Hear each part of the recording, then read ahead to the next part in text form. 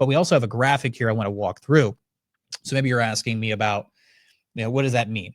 Again, as that wing kind of pulls back a little bit, those little slot gaps where those arrows are pointing at, this graphic provided by the race, by the way, those are where the air is going to be channeled through, creating that mini DRS effect. Rather than the entire wing opening up and obviously creating more straight line speed, that supplementary straight line speed is something that the FIA are trying to work past. They're trying to make it a little bit more of an even playing field. McLaren were an obvious example of this. Mercedes were also cited as a potential example of this as well.